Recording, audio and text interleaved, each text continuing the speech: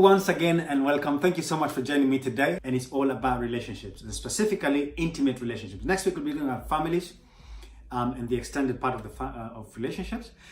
However, because it's about intimate relationships, I thought, why not do it with someone special? So I have a very special guest for you today, and I'd like to introduce you to my intimate partner, my wife, the love of my life, the woman who makes my world rock. Aga, please join me.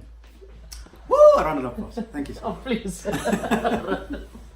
No, but So, Agatka, how are you? I'm fine, thank you. Hi, everyone. She's Hi. gorgeous. Oh.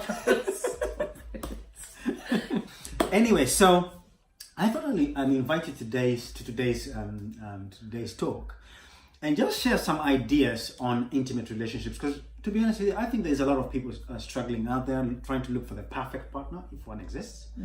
And I thought, you know what, I'll open up, and maybe over the next few weeks, coming towards the end of this year and maybe the beginning of next year, people can actually, we could share some things that we've learned through our lives, and maybe give people some ideas, maybe 2 or 3 tips that they can start implementing on their relationships and start seeing the magic. What do you think? Okay, I think it's maybe we can great. put it together. So, I don't know where your relationship is at the moment, but I want to believe that you do have a relationship with someone that you already are married to, or you're probably looking to get married with. And for me, I must say, I'm the luckiest guy in the whole wide world, right? Because I've got this young, wonderful woman. It's our relationship. How would you rate our relationship? I mean, 1 being, it's kind of okay. 10 being, it's super, super good. I don't know if you remember on the last meeting, somebody asked who's got the perfect relationship, and I think I was the only one to lift up my hand. So okay. I really would definitely give it 10. Definitely. 10? Yes. 10. Yes. So, would you say that relationships, or a marriage in our case, is it like a bed with rose petals, or is it like a bed of roses? No, I think rather bed of roses. A bed of roses, that's right. So let's start from serving one another. Because I feel, in many cases, I speak to a lot of people who are couples and they're in relationships, and they have this idea that my husband should, or my partner should, or my wife should. As a woman, how would you encourage someone who has this, frame of mind that my husband should X, Y, Z? Oh, I tell you what I hear as well, because as I speak to ladies, they say, if only my husband did this, or all I need to do is to change my husband, and then it's going to be perfect. So if he only changed this bit, which I just tell them, come on, wake up, because you're not going to change anyone, and definitely not your partner that you've been for so long with. But I think for me, the most important is, if you're committed, if you're married or not even married, but you're committed, this is going to be your partner for life.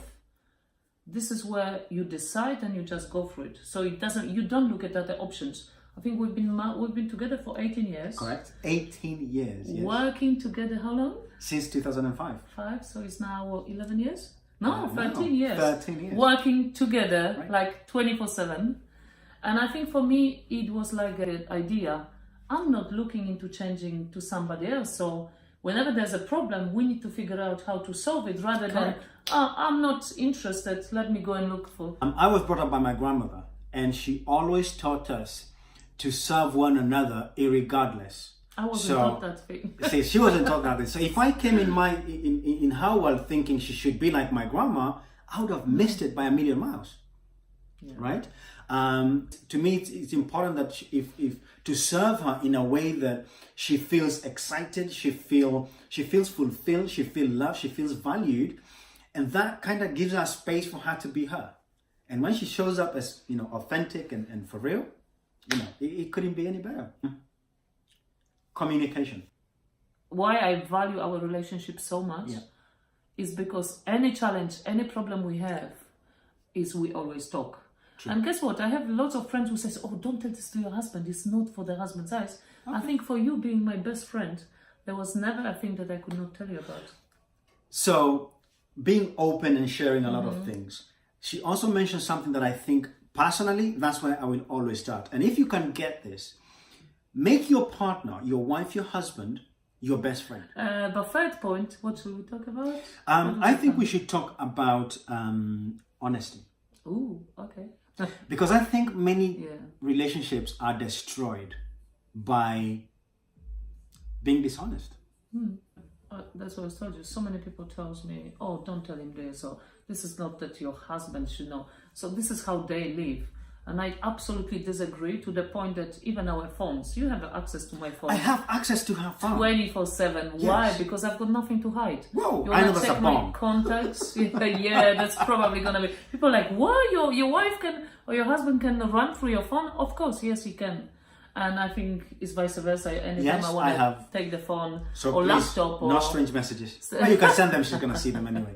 I said, I'm gonna call you if I see the strange message. So yes, and I think being honest, yeah, it's really important. When you're honest with each other, it's like, you're like this. Nothing is gonna get in between you.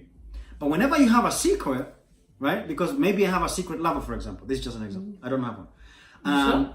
Then I would not want that secret lover to see this. So I must start withdrawing my body. So my body language eventually starts to shift. And because I have secrets, I would expect her to have secrets. That's right. Because the way I treat her. You judge me based on what your action. Exactly. So watch out. I hope I don't create. I hope we don't create any problem for relationships out there. But the whole point is this: over the next few weeks, as we approach the end of 2018, maybe your relationship so far has been rocky, ups and downs. That's perfectly normal. But it could be better. Every single relationship is different. But there are certain values that if you bring them on the relationship, friendship, caring, intimacy, if you bring them in a relationship, they will go way, way beyond any relationship that you thought could. So there you are. That's your 7 minutes. We have looked at communication. We've looked at friendship. And we have looked at serving one another. Hopefully this helps you. Hopefully it also challenges you, right, to up your game. And we'll see you next time when you get into a bit of family and other types of relationship. Thank you so much and enjoy your day. See ya. Bye.